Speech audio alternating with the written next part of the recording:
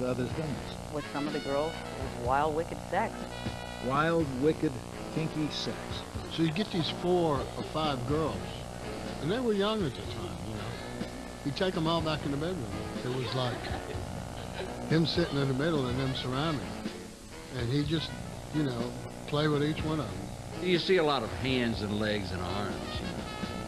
You don't know where one starts or one ends. It was like Medusa's head, except there were legs and arms everywhere.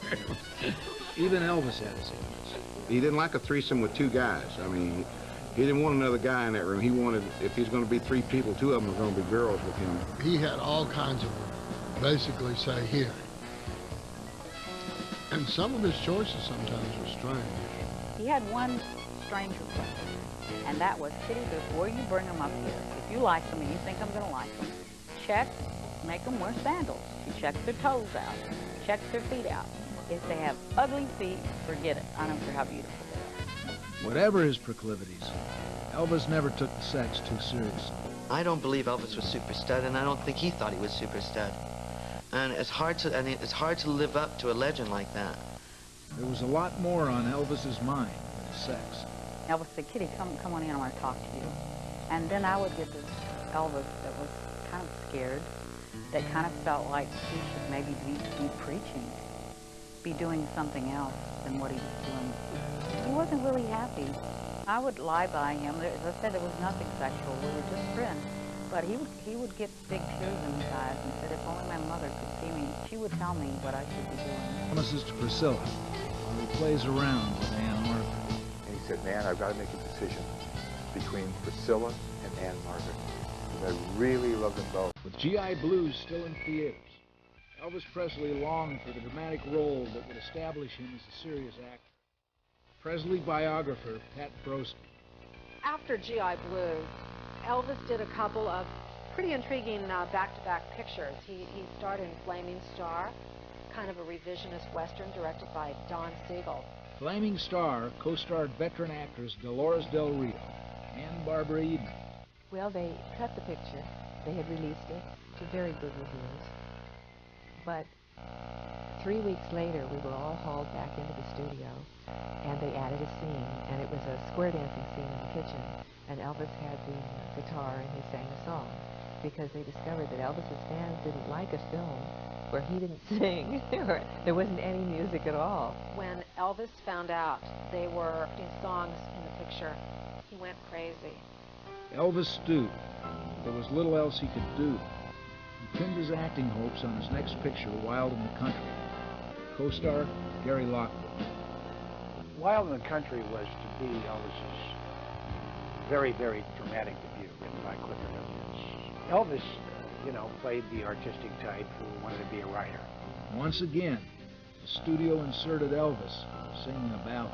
Had that picture not been turned into a musical and the post-mortem, so to speak, by the studio, that may have created another image or a different career for Elvis. In early 1961, Elvis and the Colonel signed a new 5-year deal with producer Hal Wallace, and the formula lived on. On his next movie, Blue Hawaii, Presley resigned himself to making money and having some fun. In many ways, Blue Hawaii is the turning point for Elvis Presley's film career. It's got an exotic locale, it's got tons of gorgeous women, and it has lots of songs, lots of musical numbers. And Elvis Presley just said, okay. And the guy who had done numbers like Jailhouse Rock, the King Creole, is suddenly singing Rockaboola Baby in Blue Hawaii. Leaving the business to the Colonel and Hal Wallace, Elvis buried his apprehensions in plates of food. He was very aware of the fact that he could gain weight. Elvis Presley's hairdresser, Larry Geller. He loved to eat. After a film, he would go hog wild sometimes. And he would always blow up 20, 25 pounds. He ate the most atrocious foods at the wrong time of the day. Food with so much salt and pepper and spices, I couldn't believe it. Fried food, burnt food, sugar, like it makes my hair stand on end when I think of it. Then when the movie would begin, he would have to shed it really quickly. So he took some diet pills. As innocently as that, Elvis started popping prescription pills. It helped him keep up with his busy production schedule. In the spring of 1962, Presley shot Follow That Dream. But Follow That Dream was another forgettable Elvis vehicle. The film does contain one scene that illustrates Elvis's acting ability. Co-star Ann Helm. They were in the courtroom, and Elvis had this speech pleading for the children, custody of the children. And there were actually people in the audience that had tears in their eyes from the monologue. These dramatic moments were few and far between. The pictures rolled on and on. Elvis starred in 3 movies a year, each one more inane than the last. But there would be no denying Colonel Parker his golden goose. Elvis Presley and the Colonel were making money, hand over fist. Mafia member Sonny West. So at one time in the early 60s there, Elvis Presley was the highest paying individual taxpayer in the United States. The Reporter and the Daily Variety made big things about Elizabeth Taylor when she got that $1 million for Cleopatra. Elvis had already signed a deal months earlier for 4 pictures for $1 million each and a 10%. Elvis's cousin, Billy Smith.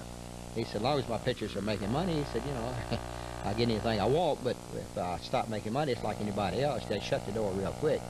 Throughout 1963, Elvis's movies became increasingly formulaic. The MGM production Kissin' Cousins was shot in a mere 16 days. And Fun in Acapulco with Ursula Andress was yet another predictable romp. Close friend, Joe Esposito. They were travel walks, is what they were in different situations. And that was starting to bother him, and it was catching up to him.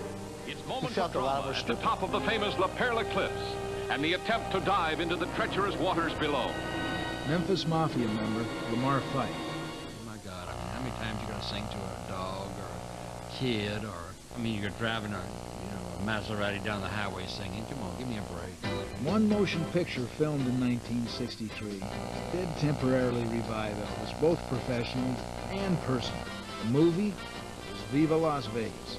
The film co-starred the up-and-coming Ann Margaret, Memphis disc jockey George Clooney. And I was there when we first met on the movie set, and you could just see the sparks flying.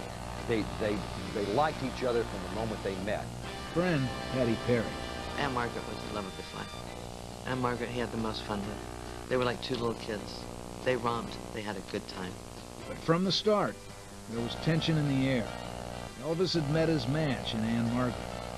A lot of the shots were favoring Ann more than Elvis, instead of even equally. I mean, there was a lot of shots. He would spend a lot more time on her shots than he would on Elvis's, which is very understandable. She's a beautiful lady and very sexy. And Elvis was a little bit worried that he was going to be eclipsed by his leading lady. In fact, there was kind of a competitive spirit to Elvis and Ann Margaret. Competitive or not, Elvis and Ann Margaret were electric. Suddenly, there was silence on the hotel grounds as these 2 performers went through this routine. And at the very end of the number, there was applause on the hotel grounds from everyone who'd witnessed it. Ann Margaret later said it was a little like Astaire and Rogers, the way they clicked together. And Elvis was in awe because he'd never before met his musical match on a picture. It was just a beautiful chemistry type situation, if you will. And as days went on in the shooting, they became closer and closer. And they got kind of serious. They really did. And they started just dating each other and fooling around with each other. The relationship went far beyond dating. The 2 were together at least when Elvis was in Hollywood. In Memphis, Elvis had a princess hidden in his mansion, Priscilla Beaulieu. Reading the fan magazines, she was getting increasingly concerned about Elvis's carnal pursuits in Hollywood. Priscilla wanted Elvis to marry her, and soon. Elvis had to make a choice. He said, man, I've got to make a decision between Priscilla and Ann Margaret, because I really love them both. He said, you know what? I'm going with Priscilla. One of the reasons is because Ann, even though I really care for her that much, she's so great, I think our egos, both being in show business, would eventually clash. Women weren't the only problem for Elvis. A revolution in popular music was brewing. In January of 1963, The Beatles landed in New York. Elvis was scared.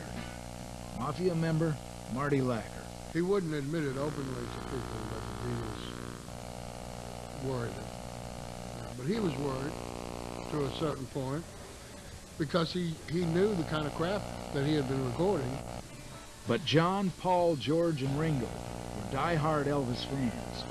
During their second trip to the States, they actually came to the Presley Bel Air home to meet the king. All they did was stare at him. I mean, they were intense. They would just stare. And he looked over at me and then looked over to other guys, and this really surprised me. He said, look, if y'all are just going to stare at me all night, I'm going to bed. He said, I thought we'd maybe sit down and talk a little bit and then maybe jam. And after that, it relaxed them and everything. And Paul said, hey, Elvis, can I see one of your guitars? And Elvis said, sure, man, one. So Paul picked up one of the guitars, and it was a bass guitar, which Paul played. And John said, could I pick one up? And Elvis said, sure, man, go on. So John picked up a guitar, and they just started strumming. Elvis reached for a guitar, picked up a guitar. And the three of them were sitting there, and they started to jam the same song together. And I'm thinking, this is unbelievable. Here's the Beatles and Elvis playing together. This is outrageous. The legendary jam session went down unrecorded.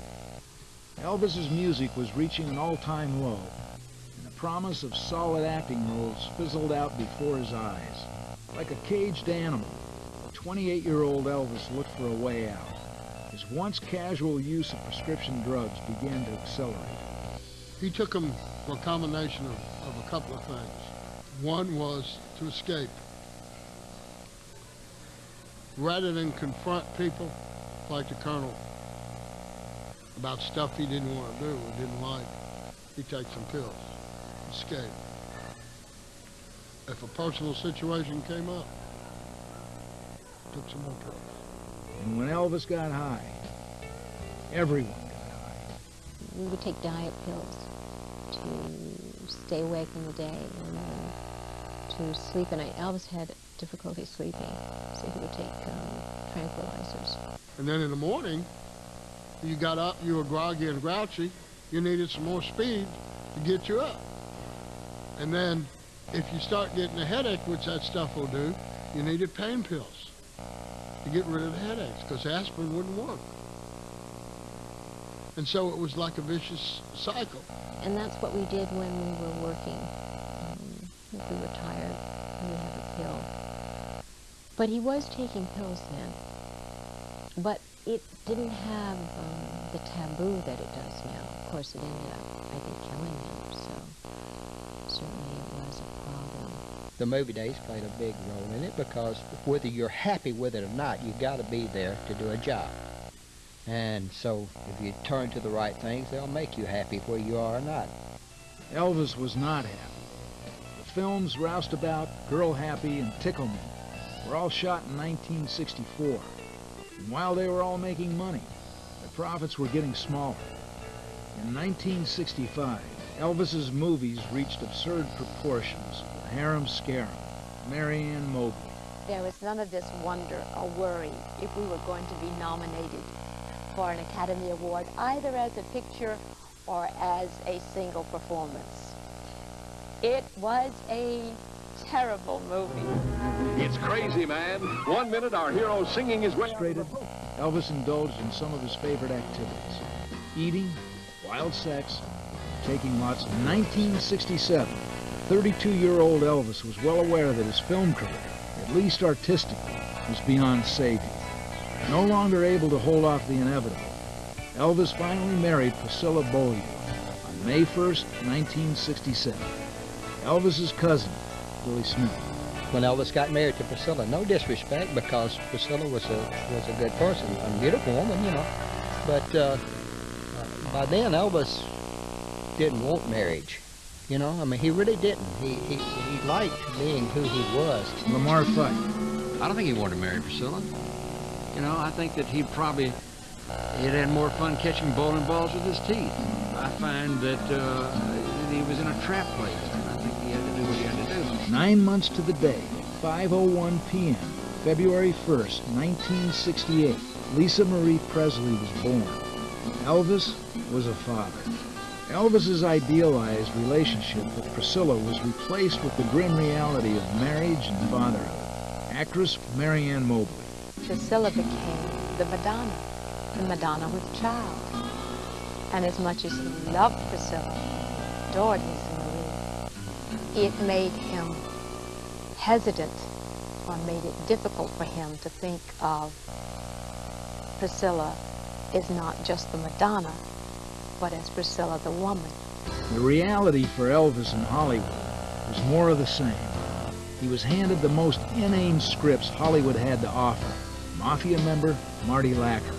Here's the biggest recording artist in the history of the music business singing Dominic DeBoer or Old MacDonald. I mean, what does that tell you? The studios were exploiting Elvis and making quality pictures with other artists. And Elvis knew this. We saw Beckett at the Memphian Theater in Memphis one night, and Elvis got so mad he cut it off in the middle and he started cussing Hal Wallace. He makes my idiot movies, was his exact words, so he can make all this artistic stuff with people like Richard Burton and Peter O'Toole, and I don't get nothing good to them. For the first time, Presley confronted his manager, Colonel Parker. They just told him this. He said, look, don't make any more deals for any movies because I'm not going to sign the contract. But Elvis had 2 more pictures to do in order to finish out his contract with Hal Wallace. He was committed to a contract. Elvis was the type of guy, if I got to do something, I'll do it. I'll do it, and that's it. In 1969, the 34-year-old Elvis shot The Trouble with Girls. Arnold Pizer was the 12th writer assigned to the quirky script. The picture was doomed from the beginning. I always felt that nobody wanted the picture to go because they had probably written it off. Elvis and the gang showed up in typical fashion. Ready to work, ready to play. The first day of the shoot, a bunch of his guys came into the set first, throwing firecrackers. Elvis went through the motions of playing his part. We had a couple of really good scenes with Sherry North, who was a lovely lady and a very good actress. We were doing a scene that was quite dramatic, and in it I was having to have this breakdown. And at the end of the scene, he looked at me. He was so moved. He just looked at me like that for a while, and then he just grabbed me and took me down and gave me this huge kiss.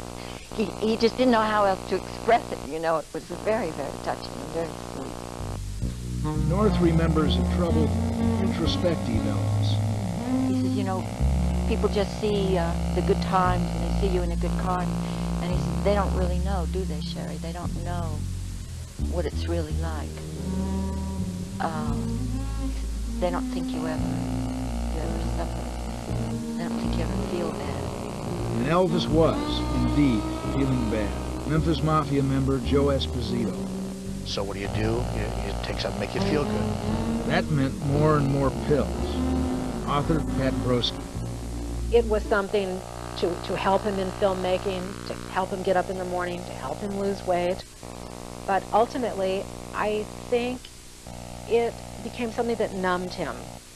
And I think he liked being numbed to what was going on with his film career.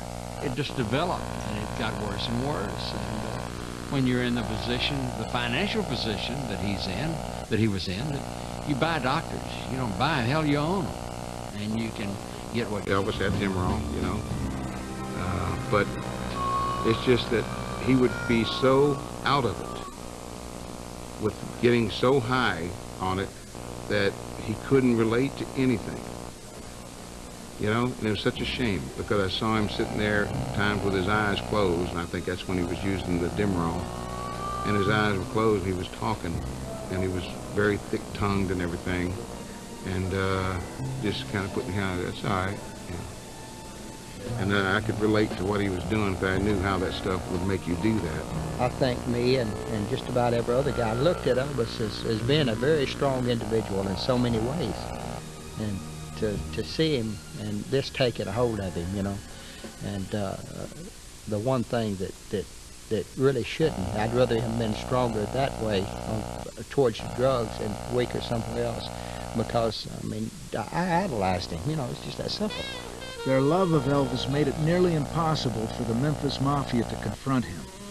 When they did, Elvis didn't like it. Red confronted him and talked to him about the drugs and telling Elvis, man, you're not the same.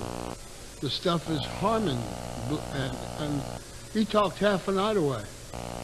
Elvis sat there and listened.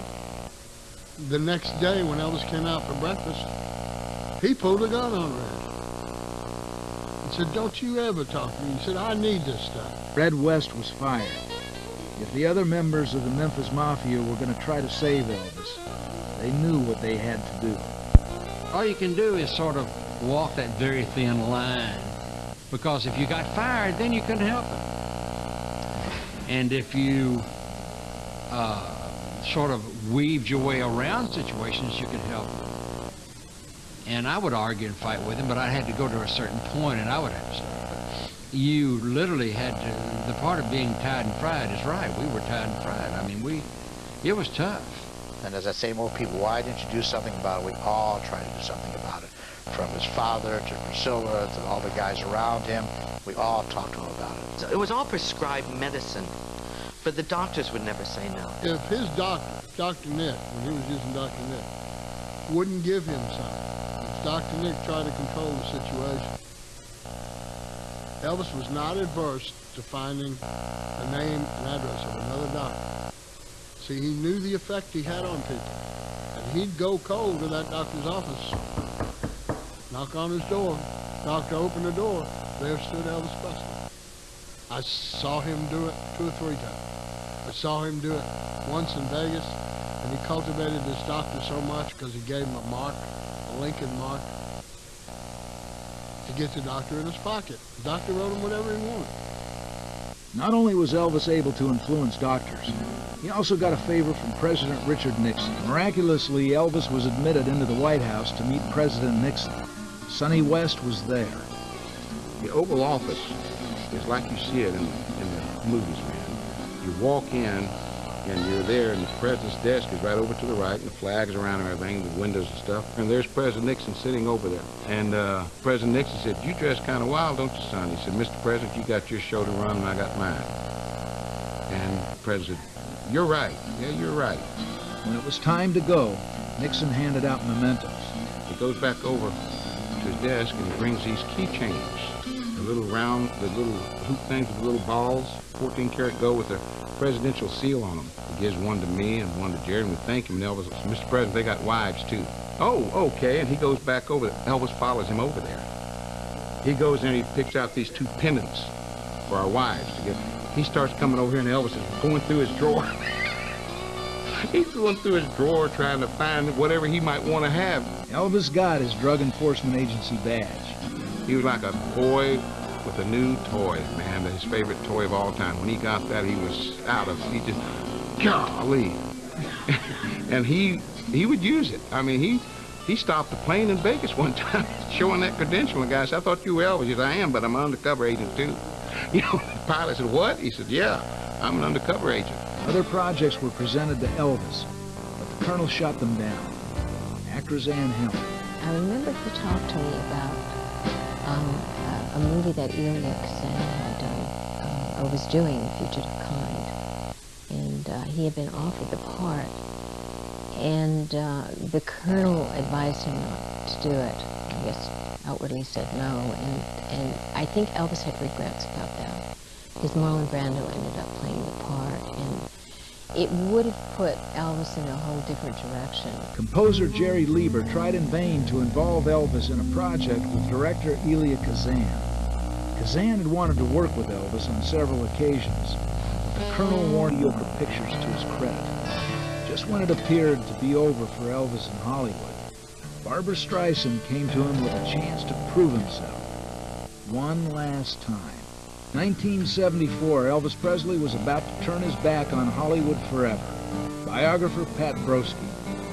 There are stories of some great missed opportunities in regard to Elvis's screen career, and probably the biggest is A Star is Born. Academy Award-winning actress Barbra Streisand was determined to remake A Star is Born with Elvis Presley in the lead. She and producer John Peters pitched the idea to Elvis in Las Vegas. Joe Esposito was there. They told the whole script to Elvis from beginning to end. We were there for about 2 hours. She went over the whole thing. She really wanted Elvis to do it, and Elvis got excited about it. It sounded like a great story, a great idea. Elvis come out of there, and he was very impressed. He said, man, I'm going to do it. I'm going to do it. And he said, they want me to play the lead in A Star is Born. And boy, we were excited. Red said, you swear to God you're going to do it? And he said, yes. All right. And they stuck out their hands and shook. And I shook with him, and the other 2 or 3 guys shook hands. And this is it. This is what he needs, because we knew that he was getting burned out. Elvis was flattered by Streisand's offer. He turned to Colonel Parker to work out a deal. Not surprisingly, Parker feared a loss of control over Elvis and shut him down. And he said, well, I talked to the colonel, and he don't think we should do this movie. And that was the end of it. Elvis Presley's movie career was officially over. He returned to Graceland, a defeated man. He would go home to Graceland, and he would just stay in his room. He was so deeply saddened, and he kept the door closed, and his dad was living there, very upset, but he said he knew his dad cared, but he didn't know what to say to his dad, and his dad didn't know what to say to him. So the expression of concern that his dad could do is he'd put food on a tray, and he'd bring it up, and he'd leave it outside the door. And he said that would go on for a very long period. Elvis had found out how good an actor he really was. If he had been nominated for an Academy Award, everyone would have sort of lost their control over Elvis, because he would have found out that he had more power than what he was being forced to do. But as long as Elvis didn't know, he was easily led by other people. It had been a whole different Elvis. It would have been, we wouldn't be talking about certain things that we're talking about today, because this guy was... that got caught up in a mass of terrible, terrible things in Hollywood. He's a phenomenon. This man will never die in our hearts, and it's wonderful because it keeps him alive for me. You know, it's not like any person in history. I mean, his birthday they have pilgrimages. His memorial they have pilgrimages. I mean, it's amazing what this man touched the hearts of so many people in this world. I mean, it's mind-boggling. I mean, he probably couldn't believe it. Remember, he had a real beautiful tan. King Creole.